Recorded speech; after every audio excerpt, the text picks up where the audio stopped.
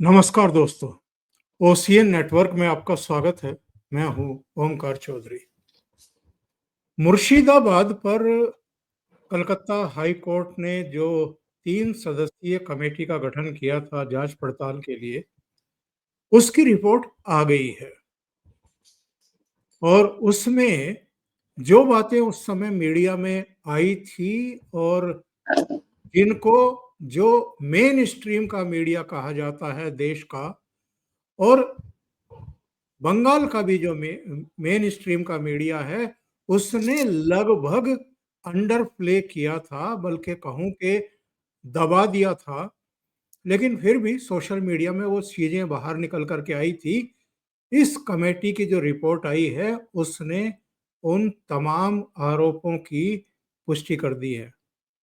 और आरोप क्या थे? आरोप ये थे कि टीएमसी नेताओं की देख रेख में, उनकी गाइडेंस में वहां पर आगजनी हुई है, गांव को, घरों को आग लगाई गई है। इससे भी गंभीर आरोप हैं, पानी की पाइपलाइन को काट दिया गया था ताकि लोग अपने घरों की आग ना बुझा सकें। इसमें एक पार्षद का नाम आ रहा है जो मुस्लिम है, एक एमएलए का भी नाम आ रहा है कि वो भी वहां देखने के लिए गया था। और कमेटी का कहना है, किसी और का कहना नहीं है, कि वो ये देखने गया था कि कितने घर बचे हुए हैं, और उसके बाद उन घरों को भी आग लगा दी गई। ये जो कमेटी की रिपोर्ट है, ये बहुत बड़े सवाल खड़े कर रही है, ना केवल टीएमसी, सरकार, पुलिस प्रशासन पर, बल्कि कुल मिलाकर के जो कुछ पश्चिम बंगाल में चल रहा है और जो कुछ बांग्लादेश में हमें देखने को मिला था।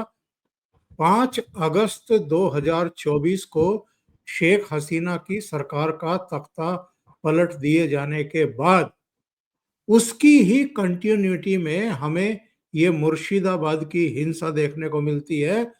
वहां भी हिंदुओं को टारगेट किया गया था, यहां भी हिंदुओं को टारगेट किया गया। और यहां क्यों किया गया? वक्फ संशोधन कानून पारित होने के बाद हिंदुओं को टारगेट किया गया। क्या हिंदुओं का इस वक्फ संशोधन बिल से कोई लेना देना था, या इस कानून से कोई लेना देना है? फिर हिंदुओं को बार बार टारगेट क्यों किया जाता है और सरकार चुप्पी क्यों साध लेती है? हिंदुओं को बचाने के लिए उसके जो दायित्व हैं, जिस राजधर्म का पालन उसे करना चाहिए, क्या वो करती हुई दिखाई देती है? और अगर बार बार ये चीजें सामने आ रही हैं और निरंतरता में आगे भी चल रही हैं, तो इनको रोकने का दायित्व किस पर है? मेरे साथ जुड़ रहे हैं धीरेन्द्र पुंडीर जी, जो पश्चिम बंगाल के अनगिनत दौरे कर चुके हैं, वहाँ की समस्याओं से परिचित हैं, वहाँ का मिजाज समझते हैं, वहाँ के सामाजिक ताने बाने को भी समझते हैं, और वहाँ की राजनीतिक जो पार्टियां बिहेव करती हैं उसके बारे में भी बहुत अच्छे तरीके से परिचित हैं, अवगत हैं, और उन पर बोलते रहे हैं। धीरेन्द्र जी, बहुत स्वागत है आपका। नमस्कार। आपने भी अपने चैनल धीरेन्द्र पुंडीर ऑफिशियल पर एक वीडियो बनाया है इस रिपोर्ट पर। थोड़ा सा डिटेल जानकारी दीजिए कि रिपोर्ट में है क्या। देखिए, ये जो रिपोर्ट थी, सबसे बड़ी बात तो सरकार ने सबसे पहले जो नकार की ध्वनि होती है उसके साथ शुरू किया था, क्योंकि तृणमूल कांग्रेस एक ऐसी सरकार के तौर पर उभर के आई है सामने, जो लगातार अपने आप को प्रधानमंत्री नरेंद्र मोदी के पूरे अगेंस्ट दिखाने के लिए, और चूंकि उसकी जो सत्ता का जो केंद्र है, जो नाभि सेंटर उसने बनाया, वो उसने तुष्टीकरण की राजनीति को बनाया है। अगर आप गौर करेंगे तो वो लगभग 29 से 31%, पहले 27 का आ गया, फिर 31% तक मुस्लिम वोटर्स का संकेंद्रीकरण है वहां इस तरह के तमाम इलाकों में। आज जो बिहार बॉर्डर से भी लगते हैं, उधर की तरफ से आप बढ़ते हुए चले जाइए तो तमाम मालदा, मुर्शिदाबाद, कालियाचक, ये तमाम वो इलाके हैं जहां अब वो अपने दम से जीत हासिल करते हैं, और इस बात का वो पूरा वसूलते हैं, पूरा हर्जाना लेते हैं। चूंकि देखिए, लोग भले ही बंगाल की कम्युनलिज्म पर बात न करते हो, क्योंकि ये उनको इस देश की जो पत्रकारिता है, जो मेन पत्रकारिता है, या जो लिटरेरी वर्ड है जिसको इंटेलिजेंसिया कहा जाता है, उस पर वाम समर्थित तमाम लोगों का कब्जा था। और उन्होंने बंगाल को इस तरह की कहानियों के साथ शुरू किया कि जो आज बंगाल सोचता है वो हिंदुस्तान 100 साल बाद सोचता है। ये बात के साथ उन्होंने बंगाल को शुरू किया। और जब हम लोग चुनाव कवर करते थे या वहां जाते थे, तो जो एक अहमन्यता होती है, मतलब एक तरह का घमंड आपको जो दिखाई देता है, वो वहां के इंटेलिजेंस में पूरी तरह से टूट टूट के भरा हुआ होता है। वो ये बात कि आप क्या बताएंगे, आप यहाँ से आए हैं, आप क्या बताएंगे बंगाल के। और उन लोगों ने दरअसल पूरे बंगाल की ये जो हिंसा हुई थी, मुर्शिदाबाद हिंसा, ये वैसे तो एक सिस्टमेटिक प्रयास था उन तमाम जगह से बचे हुए हिंदुओं को निकाल देने का, क्योंकि वहां बहुत बड़ी अब तादाद बची नहीं है। आप ये देखिए, बहरामपुर में जिस तरह से अपने आप को वहां का अधीर रंजन चौधरी को बेताज बादशाह कहा जाता था इतने लंबे से, जी एक मुस्लिम खड़ा किया टीएमसी ने और एक बाहर से ले जाके खड़ा कर दिया जिसका कोई रूट से मतलब नहीं, लेकिन चूंकि वो वहां जीत के न केवल बड़े शानदार वोटों से आया, अधीर रंजन चौधरी निकल गया। क्योंकि याद होगा आपको, एक बहुत इंटरेस्टिंग सी बाइट एक चैनल पर आई थी जब बिहार के इससे पिछले विधानसभा चुनाव थे जो अब हो रहे हैं, तो उसमें किशनगंज में एक जगह वो वोट पर जब आदमी से बात करता है रिपोर्टर, तो वो कहता है कि देखिए पहली हमारी कोशिश रहेगी कि हम मुसलमान को जिताएं, और अगर वो मुसलमान वहां नहीं है, जो हमारा मुसलमान है, जो हमारी पार्टी एआईएम के कैंडिडेट को जिताने की बात वो कर रहे थे, और कह रहे थे कि अगर वो नहीं है तो हम फिर सेकुलर पार्टी को देखते हैं और फिर उसमें देखते हैं जो हमको जितना ज्यादा फायदा दे सके। तो वो एक जो माइंड सेट बना लिया, क्योंकि वो एक गोलबंद होके वोट दे देते हैं और राजनेताओं को लगता है कि ये जीत की कुंजी है। ये खास तौर से बहुत बुरी तरह जैसे ही तमाम देश में हुआ, भाई वक्फ कानून लागू हुआ तो आपको विरोध करने का हक है, सबको हक है, भारतीय संविधान ने दिया। आप लोग एंटी सीए प्रोटेस्ट देखिए जिन्होंने देश की राजधानी जाम कर दी थी पूरी पूरी, और उसके बाद उसमें दंगे हुए। उसके बाद फिर आप देखिए, उसके बावजूद उन्होंने विक्टिम कार्ड खेलते रहे, लगातार आपको दिखेगा। और ये बहुत शातिराना अंदाज से हमेशा से एक जो लॉबी बैठी रहती है वो ऊपर ये काम करती है। तो इसमें भी यही हुआ, जब मुर्शिदाबाद में दंगे हुए 11 अप्रैल की दोपहर को 2:30 बजे जब दंगा शुरू हुआ था वहां मुर्शिदाबाद के जो हिस्से हैं अलग अलग जगह पर हुआ था, तो उसमें इन्होंने साफ कहा कि साहब ये जो है स्थानीय हिंसा हुई है, इसमें मतलब किसी का कोई वो नहीं है, सपूर्त उन्होंने रोक रखा था और उस वजह से हुआ। बाकी सब जगह भी हुए, लेकिन कोई इस तरह का दंगा नहीं हुआ, क्योंकि वहां उनको मालूम था दंगाइयों को कि सरकार हमारे साथ खड़ी है। पार्टी चूंकि देखिए विधायक जो वेदवनी का है वो भी मुस्लिम है, अमीरुल वो तृणमूल अमीरुल इस्लाम वो भी वही है। आपने महबूब आलम का नाम लिया ही है जो पार्षद है। तो ये पूरा का पूरा सिस्टम वहां उन दंगाइयों के साथ था जो उनको सबक सिखा देना चाहते थे। और चूंकि उनमें से किसी का लेना देना, भाई केंद्र सरकार ने पास किया है वक्फ कानून, उससे उन बेचारों को क्या लेना देना जो वहां बैठे हुए हैं। उन्होंने तो नहीं कहा है, वहां सरकार भी उन्होंने नहीं बनाई, वो सरकार भी वहां राज्यसभा में तृणमूल की है और केंद्र के लिए सांसद भी सबसे ज्यादा उन्होंने तृणमूल के चुने। तो लिहाजा उनके पास कोई ये कारण ही नहीं था कि वो हिंसा करें। तो ये एक जो बंगाल के अंदर शुरू से चलती हुई कम्युनलिज्म की धारा है, चाहे शेख मुजीबुर रहमान हो और चाहे जितनों के नाम ले लीजिए आप, वो सिर्फ समय के साथ अपने राजनीतिक लाभ के लिए बदलते हैं, इसके अलावा उनका कुछ नहीं। इस पूरे इसमें जब 11 अप्रैल से हिंसा शुरू हुई, उन्होंने चंदन जो लड़का था और उसके पिता को बाकायदा बहुत बुरी तरह से मारा। उसके बाद महिलाओं के साथ क्या किया, इस तरह के आपको याद होगा जब कहा गया कि तुम हमारे साथ सो जाओ, हम तुम्हारे पति को छोड़ देंगे, वो लड़के बच्चों ने उनके साथ, मतलब जो एक माइंड सेट है कंटिन्यू, जो कम्युनिज्म का जो बेसिक माइंड सेट है उसको वहां दिखाया।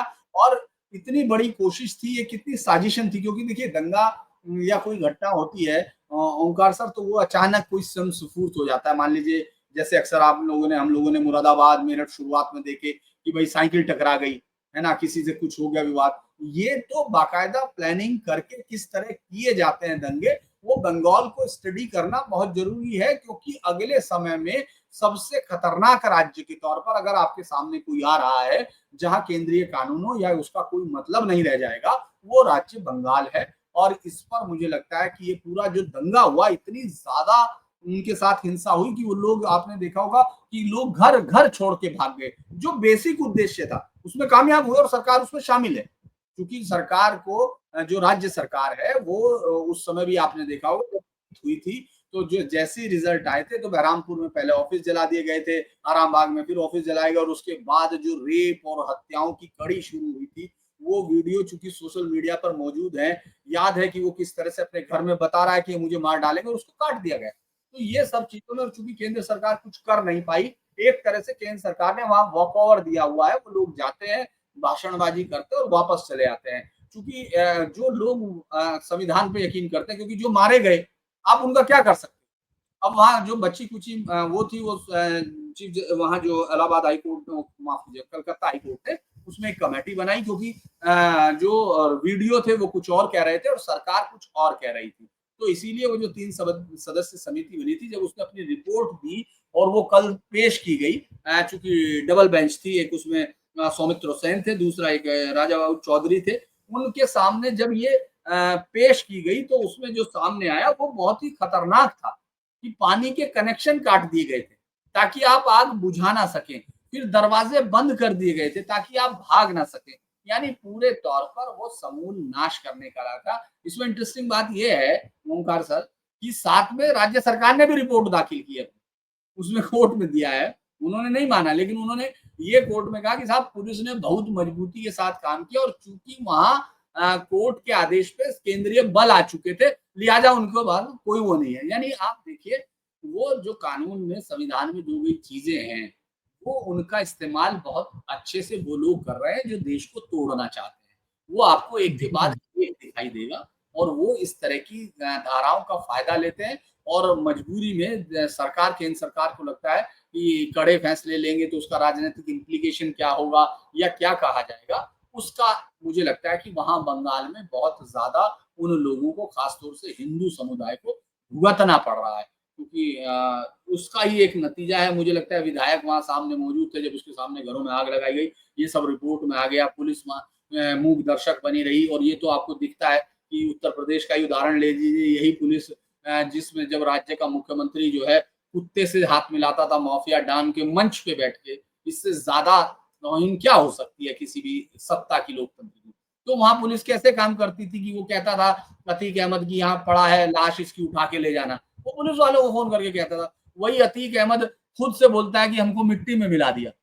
तो ये एक आदमी सरकार के बदलने पर होता है। मुझे लगता है कि वहां बंगाल में इस वक्त तो बहुत ही खराब हालात का ये मुजाहिरा है और ये रिपोर्ट उसी तरफ इशारा करती है जो हम लोग लगातार बात करते हैं। धीरेन जी, 46-47 में और 2024 में या 2025 में कुछ भी अंतर दिखाई दे रहा है क्या वहाँ की मेंटेलिटी में, वहाँ की नफरत में, वहाँ की तीव्रता में? तब भी हिंदुओं का कत्लेआम, अब भी हिंदुओं का कत्लेआम, तब अंग्रेज थे, विदाई का समय था, आज तो अपनी सरकार है, केंद्र में भी और राज्य में भी चुनी हुई सरकार है। केंद्र का आपने जिक्र किया है, केंद्र कैसे इसको डिफेंड कर सकता है कि बार बार वहाँ हिंसा हो रही है, हिंदुओं के खिलाफ हिंसा हो रही है, और आप केवल हाथ पर हाथ रख के बैठे हैं, या हद से हद आपका राज्यपाल लोगों के बीच में जाता है, उन पर मरहम लगाने की कोशिश करता है, यानी हर बार हिंदुओं के खिलाफ हिंसा हो रही है, हर बार वही होता है, जगदीप धनखड़ जाते थे या अब बोस जाते हैं, और इसके आगे कुछ नहीं करते आप। तो लोग तो आपको भी कटघरे में खड़ा करेंगे ना इन चीजों के लिए। देखिए, जो अगर हम लोग होता क्या है कि एक बात बहुत ही इंटरेस्टिंग है ओंकार सर, जो हम लोगों ने पढ़ी है कि बिना अतीत के कोई वर्तमान नहीं होता। यानी ऐसा हो नहीं सकता कि अतीत ना हो और आपका वर्तमान हो, और बिना वर्तमान के आप भविष्य की कोई नींव नहीं रख सकते। तो वो आपको बंगाल सबसे बड़ा उदाहरण है। मैं तो बंगाल को देख के हमेशा हैरान होता हूँ। पूरे देश में आप जानते हैं अच्छे से कि मैं पूरे देश में ही तमाम जगह पर चुनाव कवर करना, वहां को कवर करना, खुद से जाना, लेकिन बंगाल मुझे हमेशा एक सिस्टमेटिक तरीके से दिखता है कि वहां किस तरह से कम्युनलिज्म ने जड़ जमाई, लेकिन वो सेकुलरिज्म का नायक बना। वो तमाम चीजें, वहां किसी भी तरह की राजनीतिक आजादी नहीं रही, लेकिन वो राजनीतिक आजादी का यहाँ प्रेस क्लब से उद्घोष करते हैं वो लोग। अगर आप ये गौर करेंगे तो 1906 में मुस्लिम लीग की स्थापना ढाका में हुई। मुस्लिम लीग की ढाका में स्थापना हुई ना वहां के, और उससे पहले भी अगर आप देखेंगे तो कंटिन्यू वहां इस तरह की घटनाएं होती रही। बल्कि जो हम लोगों को चूंकि भारत के लोगों को जो एक शत्रु बोध की बात हम लोग करते हैं, उससे पहले तो आपको अपने देश का बोध होना चाहिए, स्वबोध होना चाहिए, जो है ही नहीं। त्रिपुरा जैसे राज्य के बारे में मैं अगर लोगों से पूछने लगता हूं तो 99 नहीं बताते 100 में से, उसके किसी जिले का नाम नहीं बता सकते। वो तमाम चीजें क्योंकि बंगाल के अंदर आते थे, बंगाल के अंदर बिहार, उड़ीसा और ये सब राज्य आते थे, उसीलिए पूर्वोत्तर का गेट उसको कहा जाता था। जब हम लोग कोलकाता जाते थे, वहां एक सांप्रदायिकता की लंबी हिस्ट्री है, और वो जो है मुस्लिम कट्टरपंथियों ने उसको एक प्रयोगशाला बनाया था। लोग भले ही कुछ भी कहते रहे, अगर आप वहां जाके गौर से देखते हैं तो वो एक प्रयोगशाला की तरह दिखाई देता है, और जिसमें वो कामयाब रहे। उसका आधा हिस्सा उन्होंने पहले तोड़ा, और उसके बाद आप देखिए बांग्लादेशी उन्हीं मुसलमानों के सहारे, जो बांग्लादेशी मुसलमान अंदर घुसे, और उन्होंने उसको देश का दूसरा विभाजन करने की शुरू की। वहां की लीडरशिप किस तरह की है, ये भी बड़ी इंटरेस्टिंग बात है कि मारी झापी जो है एक ब्लड आइलैंड है, जो दीप हल्दर की किताब है, और वो उस घटना का जिक्र करता है जिसके बारे में हम लोग नहीं जानते थे। जनरली उसका देश को बाकी, क्योंकि बंगाल में जो घट रहा होता है उसको वो बाहर नहीं आने देते, क्योंकि बाहर तो वो आके अलग पोस्टरिंग करते हैं, वहां की इंटेलिजेंसिया एक अलग कहानी सुनाती है पूरे देश को। मतलब ये मैंने वहां रह के बहुत, इसको कड़वाहट लोग बोल सकते हैं, लेकिन मैंने वहां गौर से देखा, मेरे लिए तो वो देश का हिस्सा ही है। लेकिन वहां जाने के बाद आपको नहीं लगेगा वो लोग अपनी हर चीज को बेहतर बताने के लिए बाकी पूरे देश को कमतर करने का, वहां की इंटेलिजेंसिया के खास हिस्से में ये मर्ज है, उनको मर्ज है ये पुराना। तो अगर आप देखेंगे नोआ खली कहाँ हुआ, जिस तरह की हिंसा, मतलब वो रोंगटे खड़े कर देती है अभी तो वो, और वो हम लोग धीरे धीरे देखते जा रहे हैं, वो नॉर्मल है। वो बंगाल के लिए एकदम न्यू नॉर्मल टाइप है। वे बिल्कुल, उनके लिए इससे कोई अर्थ नहीं है कि इससे बहुत कोई नुकसान होने जा रहा है। वो उसके बाद देखिए 1946 में डायरेक्ट एक्शन डे कहाँ होता है, वहां होता है। इसके बाद फिर हिंसा, आपको मैं बता दूं कि 63 के बाद लोग नहीं जानते हैं कि जब पैगंबर हजरत साहब का बाल हजरत बल से गायब हुआ था, उसके बाद पूर्वी जो पाकिस्तान है, यानी बंगाल का हिस्सा है, वहां बड़े मास लेवल पर अटैक हुए। हिंदुओं की 10,000 से ज्यादा आबादी वहां, मतलब उन लोगों के मंदिर तोड़े गए, उसने हजारों लाखों लोगों ने यहाँ शरण ली। फिर कहते के बाद जब लोग मारी जापी में आए तो उनको वामपंथी सरकार ने मरने पर मजबूर कर दिया। जाने कितने लोग मरे, उसका कोई रिकॉर्ड ही नहीं है, उसका नाम ही ब्लड आइलैंड दिया। तो वो जो है बंगाल पर एक लंबा इतिहास है, और ये सरकार जो है, मुझे लगता है कि ये तभी ये मौका चूक गई थी, क्योंकि होता क्या है कि कई बार लीडरशिप को ये लगता है कि वो कई बार होता है ऐसा, ऐसा नहीं है कि बहुत अच्छा काम करने वाले लीडर्स के साथ भी ये आपको दिखाई देगा।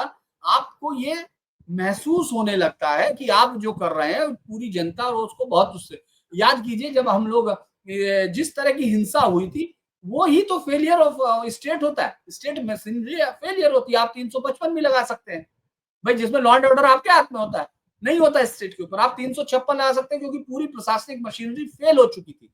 ये एक मैसेज दे सकते थे।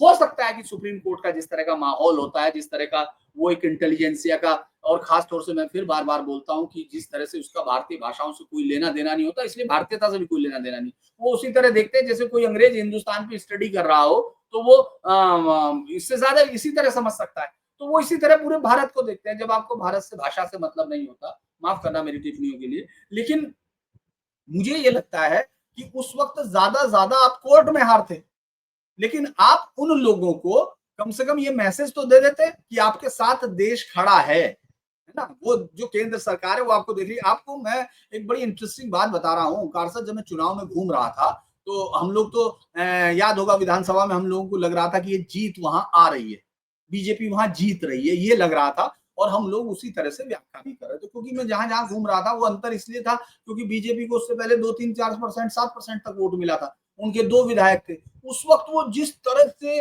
पूरी भीड़ में देख रहा था, जो मुट्ठी हिला के 39% वोट मिला था, 39 पॉइंट समथिंग।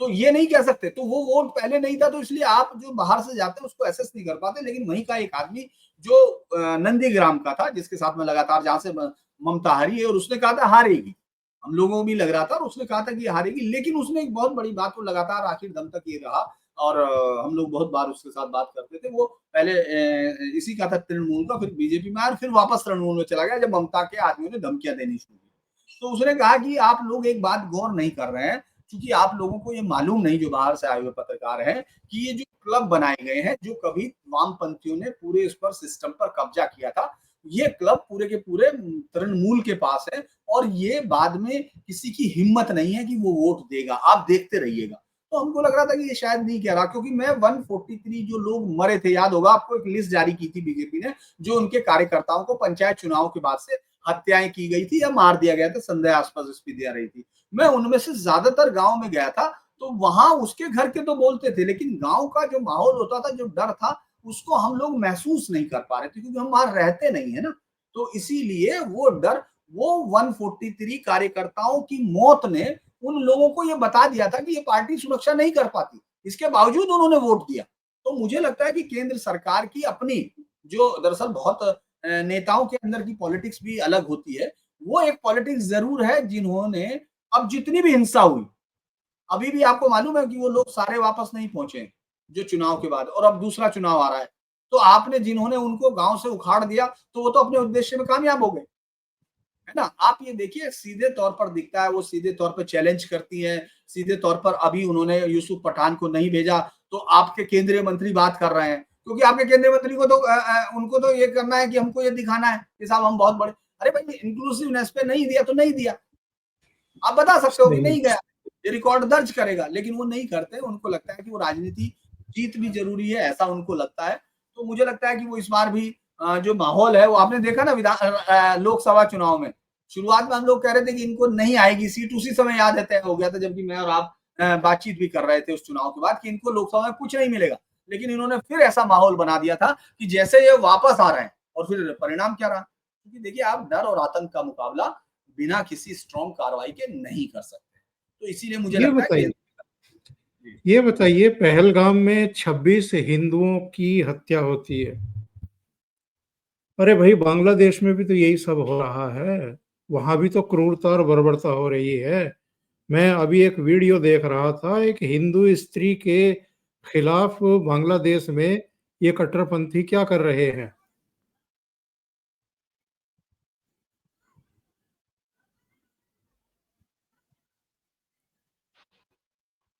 यही तो मुर्शिदाबाद में हुआ हिंदू परिवारों के खिलाफ। मेंटेलिटी तो सेम ही है, जो पहलगाम में हुआ वही मुर्शिदाबाद में और वही बांग्लादेश में हो रहा है 5 अगस्त 2024 के बाद। तो अगर आप पाकिस्तान पर अटैक कर सकते हैं, उसको सबक सिखा सकते हैं, तो बांग्लादेश को भी सबक सिखा सकते हैं। आप पश्चिम बंगाल को भी बहुत कड़ा मैसेज भेज सकते हैं। 356 का उपयोग नहीं कर सकते, 355 का ही कर लीजिए। इससे भी आगे की बात कहता हूँ, केंद्र के अधीन ले लो उन इलाकों को जहां लगातार हिंदुओं पर अत्याचार हो रहे हैं। कुछ तो आपको करना पड़ेगा।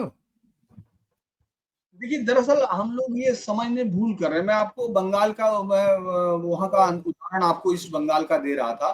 दरअसल ये इस देश की दिक्कत है, और इस देश की लीडरशिप चाहे यही क्यों ना हो जिसको हम अभी देख रहे हैं, क्योंकि जिस तरह से अब भले ही हम लोग बहुत सारी पोजिशनिंग कर ले, मैं कई बार मुझे लगता है कि सच बोलना पत्रकार के लिए जरूरी होता है, चाहे सामने वाले लोगों को अच्छा लगे या ना लगे, इसकी परवाह भी मुझे नहीं, हम किसी पार्टी के लिए काम नहीं कर रहे हैं। जो गलत है वो गलत है। है।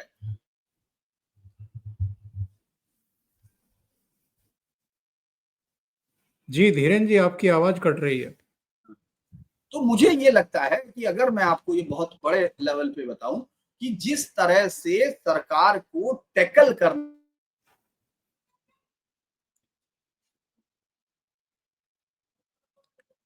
लोग कर रहे हैं, बांग्लादेश में सबसे बड़ी बात ये,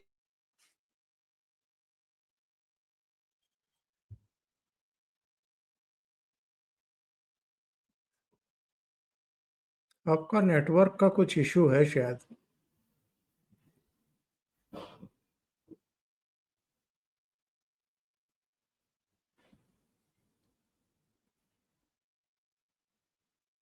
हालांकि हम कार्यक्रम के अंतिम चरण में ही पहुंच रहे हैं। धीरेन जी, आपको आवाज आ रही है?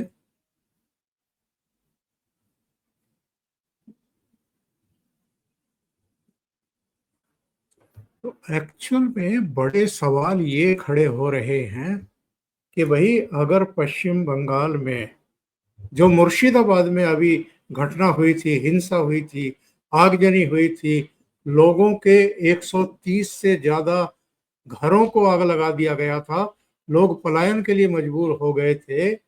अगर कमेटी की रिपोर्ट में भी ये बात प्रमाणित हो गई है और इस कमेटी में कोई राजनीतिक दलों के नेता नहीं थे। इस कमेटी में जो हाई कोर्ट के द्वारा गठित की गई थी, इसमें राष्ट्रीय मानव अधिकार आयोग के लोग थे, इसमें पश्चिम बंगाल मानव अधिकार आयोग के लोग थे, इसमें राज्य विधिक सेवा प्राधिकरण के यानी तीनों के एक एक सदस्य शामिल थे। इन तीनों को शामिल किया गया था और उनकी ये रिपोर्ट है।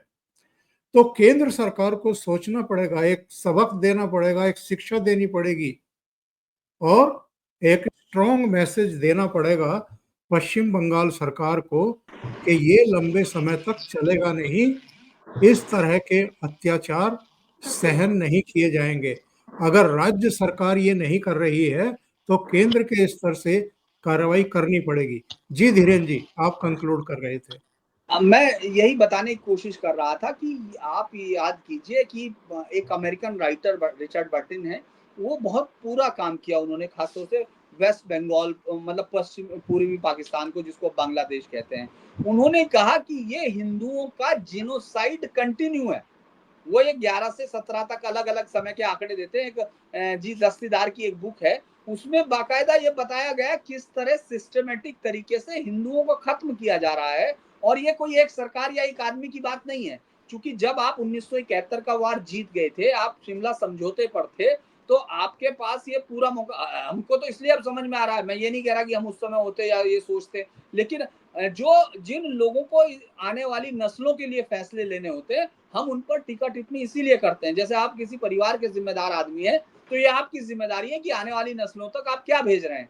तो आप ये सोचिए 1972 के शिमला समझौते तक में आपके पास कोई भी ऐसा गलियारा आपने बनाने की कोशिश नहीं की, जबकि पूरी पाकिस्तानी सेना, जनरल टिक्का खान, जिसको बूचर ऑफ बलूचिस्तान के बाद बूचर ऑफ ढाका कहा गया, एक दिन में जो 5,000 लोगों को कत्ल किया गया, उसमें हिंदुओं के साथ, हिंदू वो बाकायदा तहमद खोल के आप फोटो देखिए जिसमें वो चेक करता है कि ये मुसलमान है कि नहीं। वो प्राइमरी जो उसका जो कहर टूट रहा था, उन्होंने कहा था एक भी हिंदू को छोड़ेंगे नहीं। ये पाकिस्तानी सेना ने अटैक किए थे। उसके बाद कंटिन्यू आपने एक आजादी दिला दी। आप अगर उस समय बहुत सारे लोग कवर कर रहे थे, मैं धर्मवीर भारती की एक युद्ध पे जो उन्होंने किताब लिखी थी, युद्ध यात्रा, उसमें उसमें मैं पढ़ रहा था कि किस तरह से वो जिन लोगों से बात कर रहे थे, जिन लोगों को हिंदुस्तान अपने पैसे मदद, उनको रोटी, जबकि उनको स्लॉटर किया जा रहा था। मतलब इतना खतरनाक बात है कि उनको कोई नाम लेवा पानी देवा नहीं बचता, और यकीनन अगर भारत नहीं घुसता तो उसको खत्म कर देते वो।